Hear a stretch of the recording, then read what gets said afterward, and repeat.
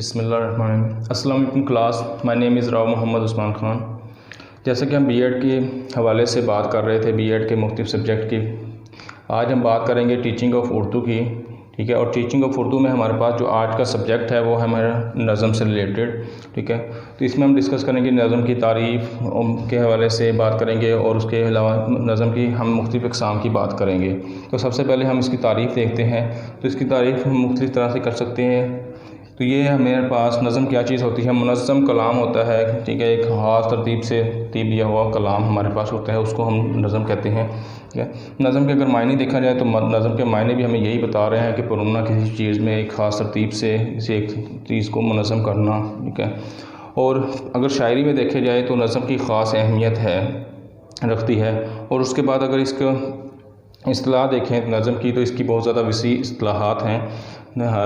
तो उसमें उसके बाद हम इसकी अक़साम की बात करते हैं। तो इसकी अक़साम को हम दो तरह से डिस्कस करेंगे, दो चीज़ों में के लिहाज से हम इसकी अक़साम को डिस्कस करेंगे। जो पहली चीज़ है वो है हमारे पास बालिहाज मौजू। इसमें हम मौजू के हवाले से नज़म को डिस्कस करेंगे कि किस मौजू के लिए कौन सी हमारे पास नज़म इस्तेमाल होती है, उसको हम क्या नाम देते हैं। और दूसरा हमारे पास बालिहाज हैयत का मतलब होता है कोई शेप हमारे पास कि हम उसको कैसे लिख रहे हैं, उनके उसमें हमारे पास बंद की तरतीब क्या है कि उसमें हम दो बंद भी यूज़ कर रहे हैं, तीन कर रहे हैं, किस हिसाब से हम उसको इस्तेमाल कर रहे हैं उस नज़म के अंदर, तो इसको कहते हैं हम बालिहाज हैयत। उसमें भी हम मुख्तलिफ उसकी टाइप्स देखेंगे, वो क्या हमारे पास है, मुखम्मस है हमारे पास, मुसद्दस है हमारे पास, क्या रबाई है, जो मुख्तलिफ उसकी अक़साम है उसको हम डिस्कस करेंगे। तो आइए सबसे पहले हम देखते हैं मौजू के लिहाज से इसकी मुख्तलिफ अक़साम। हम बात कर रहे थे नज़म की अक़साम बालिहाज मौजू की, तो उसमें सबसे पहले जो हमारे पास मौजू के लिहाज से जो सबसे पहले हमारे पास किस्म है वो है हमद। ठीक है, हमद की तारीफ़ हम देखें तो हम जैसे पहले भी पढ़ चुके हैं, छोटी क्लासेस में हर क्लास में हम उर्दू की किताब में पढ़ते हैं हमद क्या, और उसकी तारीफ़ भी हम पढ़ते हैं। वो नज़म जिसमें अल्लाह ताला की तारीफ़ बयान की जाए, अल्लाह ताला की सिफ़ात बयान की जाए, कि अल्लाह ताला की ज़ात के मुतल्लिक़ बयान किया जाए, उसको हम हमद कहते हैं। अब देखते हैं उसको और कुछ और चीज़ें इसके अंदर डिस्कस करते हैं। तो उसमें सबसे पहले ये है कि शायर हमद को इश्क़ इलाही में डूब कर लिखेगा, कि इश्क़ इलाही के बारे में वो लिखेगा, इश्क़ इलाही के को ही अपना मौजू बनाएगा। इसके अंदर उसका जो लहजा होगा लिखने का, जो बयान करने का उस नज़म में, वो उसका आजिज़ाना होगा कि आजिज़ी के तौर पर वो बयान कर रहा होगा इस चीज़ को। उसकी ज़ुबान पाकीज़ा होगी, वो उसके जो शाइस्ता और बलीग़ अल्फाज को वो इस्तेमाल करेगा इसके अंदर। और उसके जो आखिरी शेर होगा उसके अंदर शायर मग़फ़िरत और उम्मत की भलाई के लिए दुआ करेगा। किसी भी नज़म हमद को हम देखें, जिस मर्ज़ी क्लास में बुक में देख लें हम, तो जो आखिरी शेर होगा उसमें शायर मग़फ़िरत और उम्मत की भलाई के लिए दुआ करता हुआ आपको रहेगा। अब उसके बाद हम दूसरी किस्म को देखते हैं मौजू के लिहाज से, तो वो है हमारे पास नात की भी हम तारीफ़ पहले पढ़ चुके हैं। तो जिसमें हज़रत मोहम्मद नबी करीम सल्लल्लाहु अलैहि वसल्लम, हज़रत मोहम्मद सल्लल्लाहु अलैहि वसल्लम की तारीफ़ बयान की जाए, उसको हम नात कहते हैं। जैसे कि हमद में बात की थी कि इश्क़ इलाही में डूबकर लिखी जाती है शायर के लिए, शायर इसको लिखता है। तो इसमें इश्क़ रसूल के बारे में बात की जाती है। तो इश्क़ रसूल के में डूब कर ये लिखी जाती है नात हमें। और इसके लहजे की बात करें तो इसमें अक़ीदत और मोहब्बत का लहजा पाया जाता है। शायर का जो लहजा होता है इस नज़म को लिखते हुए वो क्या होता है, अक़ीदत और मोहब्बत का होता है। उसके बाद इसमें भी जो अल्फाज वो इस्तेमाल करता है पाकीज़ा होते हैं, और अल्फाज का जो मर्तबा होता है, जो बयान करने का जो अल्फाज में बयान कर रहा है वो मर्तबा आप सल्लल्लाहु अलैहि वसल्लम के मर्तबे के मुताबिक होना चाहिए। और उसके बाद सबसे आखिरी चीज़ जो इसके अंदर है वो क्या है कि नात हम हमेशा पुरसोज़ और पुरतासीर होनी चाहिए, कि सोज़ भी हो उसके अंदर और तासीर भी उसके अंदर मौजूद हो उस नात के अंदर, जो नबी करीम सल्लल्लाहु अलैहि वसल्लम की बारे में बयान की जा रही है। इसके बाद हम थर्ड जो अक़साम की बात करते हैं वो है हमारे पास गज़ल। ठीक है, गज़ल की बात की तो गज़ल उस शेर को कहते हैं, उस नज़म को कहते हैं जिसमें औरतों की बातें की जाएँ या औरतों के मुताल्लिक़ बातें की जाएँ, जिसमें औरतों के मुताल्लिक़ बातें की जाएँ या औरतों की बातें की जाएँ, और उसके बाद या शायर अपने दिल की बातें इसमें बयान करे, यानी इश्क़ इलाही की बजाय वो इश्क़ मजाजी की बात करे, इश्क़ हकीकी की बजाय इश्क़ मजाजी की इसमें बात करे, तो वो क्या होगा हमारे पास गज़ल को इसमें डिस्कस करेंगे। उसके बाद हमारे पास अगली टाइप है जो नज़म जो अगली किस्म है वो है हमारे पास हजूब। हजूब कहते हैं कि ऐसी नज़म जिसके अंदर हम किसी चीज़ की मज़म्मत करते हैं, किसी बात की मज़म्मत करते हैं, किसी वाक़ये की मज़म्मत करते हैं, उसको हम हजूब कहते हैं। और इसको हम किसी भी शक्ल में लिख सकते हैं। वो हमारे पास रबाई की शक्ल में हो सकती है, मसनवी की सूरत में हो सकती है, मुहम्मस की सूरत में हो सकती है, मुसद्दस की सूरत में हो सकती है। मुख्तलिफ कोई भी इसकी टाइप किसी भी शक्ल में वो किसी भी हैयत में वो लिखी जा सकती है। उसके बाद हमारे पास पाँचवीं किस्म है इस नज़म की, वो है कसीदा। कसीदा का लफ्ज़ कसद से निकला है, जिसके मायने है इरादा करना।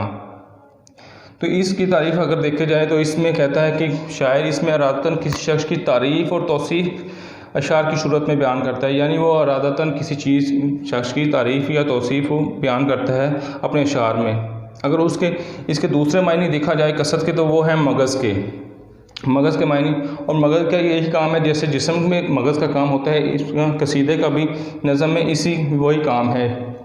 अगर इसके ज़ाय तरकीबी को देखा जाए तो इसमें हमारे पास मतला आता है, तशबीह आता है, गुरेज़, मदाह, हुस्न तलब और दुआ, यानी हम किसी की हुस्न की बात करते हैं, किसी के लिए दुआ की बात करते हैं, किसी को तशबीह देकर बात करते हैं। ये मुख्तलिफ इसके अज्ज़ाए तरकीबी हैं कसीदा के।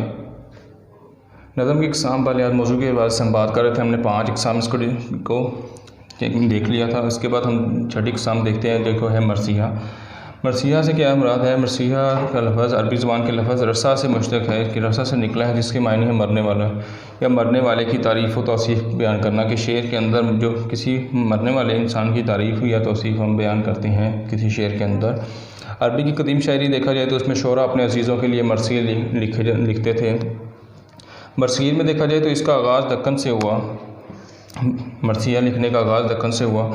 उसके बाद हम इसकी अज्जाए तरकीबी देखते हैं, तो उसकी अज्जाए तरकीबी में हमारे पास है चेहरा, सरापा, रुखसत, जंग, शहादत, बैन या दुआ के हैं, कि ये इन अल्फाज में हम इनको करते हैं कि हम किसी शेर में किसी के जंग में शहीद होने की बात करते हैं, कि शहादत की बात करते हैं, किसी के रुखसत होने की, इस दुनिया से चले जाने की बात करते हैं, कि उसके चले जाने से जैसे दुनिया ही वीरान हो गई, कि इस हवाले से, या मुख्तलिफ बैन के या उसके लिए हम दुआया कलामात कहते हैं। ये तमाम चीज़ें हम मरसिया के अंदर में देखते हैं। उसके बाद हमारा जो किस्म है नज़म की, वो है शहर असूब। शहर असूब से मुराद है कि किसी ऐसी नज़म जिसके अंदर हम फितना या हंगामा या शहर के अंदर मौजूद फितने या हंगामों को डिस्कस करते हैं, ठीक है, उनके बारे में बात करते हैं, तो उसको शहर असूब करते हैं। इसके अंदर इस नज़म के अंदर हम किसी शहर के हालात का ज़िक्र भी कर सकते हैं, कि शहर के हालात कैसे हैं, ठीक है, अच्छे हैं, बुरे हैं, कैसे हालात हैं, उनका भी ज़िक्र करते हैं। वो हमारे पास शहर असूब है। और इसको भी हम किसी भी हैयत में लिख सकते हैं, मसनवी में लिख सकते हैं, इसको मुसद्दस में लिख सकते हैं, किसी भी फॉर्म में लिख सकते हैं। उसके बाद हमारे पास 8 किस्म है नज़म की, वो है हमारे पास वसूख़त। वसूख़त का मतलब होता है बेजारी, रूगर्दानी, तनाफुर, यानी किसी चीज़ से हमने बेजार हो जाते हैं उसके बारे में। ऐसी नज़र जिसके अंदर हम ये चीज़ें तमाम पाई जाए, किसी चीज़ के बेजार होने के बारे में बताया जाए, उस चीज़ का इजहार हो, तो उसको हम वसूख़त कहते हैं। और इसको लिखने के लिए हमारे पास ख़ास मुसद्दस या मुसम्मन की हैयत इस्तेमाल करते हैं हम उसको अंदर, कि वो हम या उसको मुसद्दस की फॉर्म में लिख सकते हैं की हैयत में, या मुसम्मन की हैयत में लिखते हैं। किसी दूसरे में भी हम लिख सकते हैं, मगर ज़्यादा बेटर ये दोनों ही हैं, मुसद्दस और मुसम्मन, इनकी हैयत में ये ज़्यादा बेटर है। बाद हम 9th इसकी इक़साम डिस्कस करते हैं, वो हमारे पास है पीरियोडी। पीरियोडी का लफ्ज़ पीरियोडिया से निकला है, जिसके मायने है तारीफ़ की, जिसके मायने है तारीफ़ के। सनफ़ ज़राफ़त में अगर देखा जाए तो नज़म या नसर की नकल को हम पीरियोडी कहते हैं, कि हम उसकी नकल करते हैं, जिसमें हम उसके ख़यालात को तब्दील कर देते हैं। जो ख़यालात हमने पहले नज़म या नसर में इस्तेमाल किए हैं, उसको हम बदल कर उसको ते हैं, और इसके साथ हम उसमें मज़ाहिया तसुरात भी पैदा कर सकते हैं पीरियोडी में। या इसके अलावा हम उसकी हरफ़ व हरकत की वजह से तब्दीली लाकर भी उसको पीरियोडी में तब्दीली लाते हैं, तो वो भी हमारी पीरियोडी हो जाती है इसमें। उसके बाद हमारे पास है गीत, ठीक है। आखिरी हमारे पास नज़म की किस्म है, वो है हमारे पास गीत जो है वो हिंदी ज़ुबान का लफ्ज़ है, हिंदी में ज़्यादा इसका इस्तेमाल है, जिसके मायने है गाने की चीज़, ठीक है। जिस चीज़ को हम गा सकें, कोई गाने वाली चीज़, उसको हम गीत कहते हैं। और इसका मौसीकी से गहरा ताल्लुक़ है गाने का। और अगर इसमें लहजे की बात की जाए तो इसमें लहजा हमारा धीमा और नसाई होना चाहिए। अगर हम इसको लिखने की बात करते हैं तो इसको हम किसी भी हैयत में लिख सकते हैं, ठीक है। इसके लिए हम मसनवी में यूज़ कर सकते हैं, मुसद्दस में यूज़ कर सकते हैं, मुखम्मस में यूज़ कर सकते हैं, किसी भी चीज़ में हम इसको यूज़ कर सकते हैं, लिख सकते हैं गीत को। ये हमारे पास 10 इक़साम थी नज़म की बालिहाज मौजू। अब हम बात करते हैं नज़म की इक़साम बालिहाज हैयत को कि उसकी कितनी इक़साम है और हम कौन कौन सी हैं उनके बारे में बात करते हैं। हमने बात की नज़म की इक़साम बालिहाज मौजू। अब बात करते हैं हम नज़म की इक़साम बालिहाज हैयत। तो हैयत के लिहाज से बात करते हैं तो सबसे पहले हमारे पास जो इसकी किस्म है वो है मसनवी।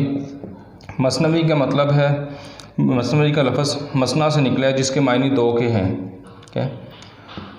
मसनवी में क्या होता है कि दोनों मिसरे हम काफ़िया होते हैं, कि दोनों मिसरे उनके हम काफ़िया होंगे और हर शेर के बाद काफ़िया बदल जाएगा, यानी दोनों मिसरे हम काफ़िया होंगे मगर हर शेर के बाद उसका काफ़िया बदलता रहेगा। और इसमें ये ऐसी सनफ़ है जिसमें हम तवील कहानियाँ बयान करते हैं, मुख्तलिफ़ दास्तानें। अगर इसको ऐसा कहा जाए कि हम किसी दास्तान को शेरी सूरत में बयान कर रहे हैं, शेरी इस्लाहात में बयान कर रहे हैं, तो वो गलत ना होगा। इसमें हर तरह का मौजू बयान करने की सलाहियत होती है कि हम जिस मर्ज़ी मौजू को मसनवी में बयान कर सकते हैं। जैसे कि हमने पीछे पढ़ कर आए हैं इसकी बालिहाज मौजू के, तो हमने कुछ बातें की थी कि जहाँ पर हम जिसको वो हर हैयत में लिख सकते हैं। ऐसे ही हमारे पास ये है कि मसनवी जिसको हम हर मौजू को बयान करने की सलाहियत होती है, हर मौजू को इसमें बयान कर सकते हैं। अगर इसकी हम अज्जाए तरकीबी देखें तो इसमें हमारे पास रब्त व तसलसल होता है, हुस्न तरतीब होती है, ठीक है। अल्फाज की वजाहत बयान होता है कि वाज़ेह बयान होता है जो भी हम बयान कर रहे हैं, ठीक है। किरदार होता है, सच्चाई बयान करते हैं, फितरीपन होता है, और इसके बाद ज़ुबान और ख़याल भी रखा जाता है इसके बारे में। उसके बाद हमारे पास फ़र्द है कि ऐसा शेर होता है जो नज़म या गज़ल का हिस्सा नहीं होता, यानी शायर वो ऐसा शायर का, किसी भी शायर का ऐसा शेर जो किसी नज़म या गज़ल से का ताल्लुक़ ना रखता हो। हम कोई गज़ल पढ़ रहे हैं, उसमें वो कहीं पर किसी गज़ल के अंदर में मौजूद ना हो, मगर वो एक शेर हो, सिर्फ़ एक शेर की सूरत में जो होगा तो उसको हम फ़र्द कहेंगे। सिर्फ़ जो एक अकेला शेर होगा उसको हम फ़र्द कहेंगे। उसके बाद हमारे पास थर्ड किस्म है इसकी दोहा।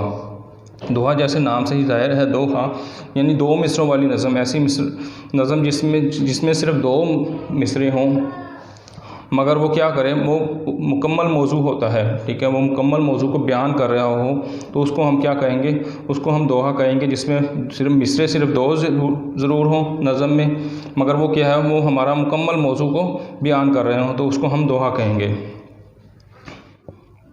उसके बाद हम चौथी किस्म डिस्कस करते हैं नज़म की, वो है हमारे पास मुसल्लस। जैसे मुसल्लस से हमें पता चल रहा है कि इसमें हर बंद 3 मिसरों का हो, कि कम से कम जो भी हम बंद इसका इस्तेमाल बनाएंगे वो 3 मिसरों पर मुश्तमिल होना चाहिए। और इसके लिए हर उसके मिसरों के लिए काफ़िया और रतीफ़ की तरतीब वो शायर की मर्ज़ी पर होती है, यानी जो मर्ज़ी हम उसके लिए काफ़िया और रतीफ़ इस्तेमाल कर सकते हैं, ठीक है। उसकी पाबंदी नहीं होती, वो शायर अपनी मर्ज़ी से कर सकता है इसके अंदर, मुसल्लस के अंदर। उसके बाद हमारे पास है रबाई, ठीक है। रबाई का लफ्ज़ रबा से निकला है जिसके मायने 4 के हैं, ठीक है। और इस 4 को इसी से हम इसकी देखते हैं ऐसी नज़म को जो 4 मिसरों पर में मुकम्मल मज़मून बयान करते हैं हमारा, उसको हम रबाई कहते हैं। और इसके अंदर कुछ चीज़ें देखने के अहम हैं, वह यह है कि पहले, दूसरे और चौथे मिसरे में आपस में हम काफ़िया और हम रदीफ़ होने चाहिए। इस चीज़ का हमने ख्याल रखना है कि पहले, दूसरे और चौथे मिसरे में क्या है कि हम काफ़िया मिसरे आपस में क्या होने चाहिए, हम काफ़िया और हम रदीफ़ होने चाहिए। उसके अलावा इसमें एक और चीज़ का जो हमें ख्याल रखना है वही है कि काफ़िया की पाबंदी हमारे पास लाजम है, कि हमने काफ़िया का ख़ास तौर पर ख्याल रखना है कि वो हम काफ़िया होने चाहिए। चलो अशार हमारे पास, ठीक है। हम हैयत के लिहाज से नज़म के इक़साम को डिस्कस कर रहे थे। 6 टाइप हमारे पास है कता। कता का मायने है टुकड़ा के, किसी भी चीज़ का टुकड़ा, ठीक है। कोई नज़म का कोई टुकड़ा हो सकता है उसका। इसमें किसी ख्याल या वाक़े को मुसलसल बयान करना वो कता में आता है, कि हम किसी ख्याल या वाक़े को मुसलसल बयान कर रहे हैं। इसके लिए मतलब ज़रूरी नहीं होता कि मतलब लाजमी तौर पर हो, इसमें मतलब ज़रूरत नहीं होती कि इसके अंदर मतलब हो।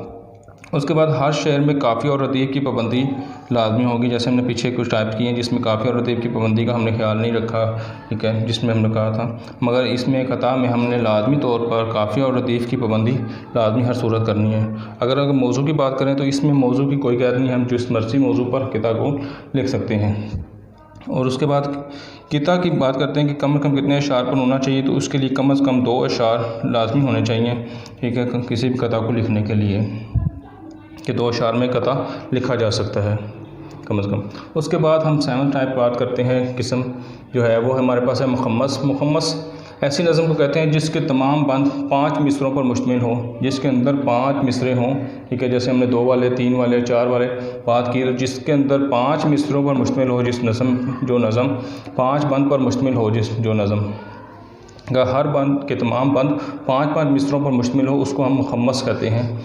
और इसी तरह हमारे पास लास्ट टाइप किस्म हमारे पास है मुसद्दस, कि वो नज़म जिसका हर बंद 6 मिसरों पर मुश्तमिल हो, उसको हम मुसद्दस कहते हैं। कि 6 मिसरे अगर मुकम्मल होंगे जिस भी नज़म में का हर बंद 6 मिसरों, हर बंद की बात कर रहे हैं, नज़म की बात नहीं हो रही बल्कि हर बंद की बात हो रही है, कि वो हर बंद 6 मिसरों पर मुश्तमिल होगा, तो वो उसको हम मुसद्दस कहेंगे। ये नहीं कि हम 2 या 4 या 6 अशार की बात कर रहे हैं, बल्कि पूरे बंद की बात कर रहे हैं कि हर बंद उसका 6 मिसरों पर मुश्तमिल होगा, तो उसको हम मुसद्दस कहेंगे, ठीक है। ये थी हमारा मौजू नज़म के हवाले से, उसकी इक़साम मौजू के लिहाज से, हैयत के लिहाज से, ठीक है, जिसको आज हमने डिस्कस किया।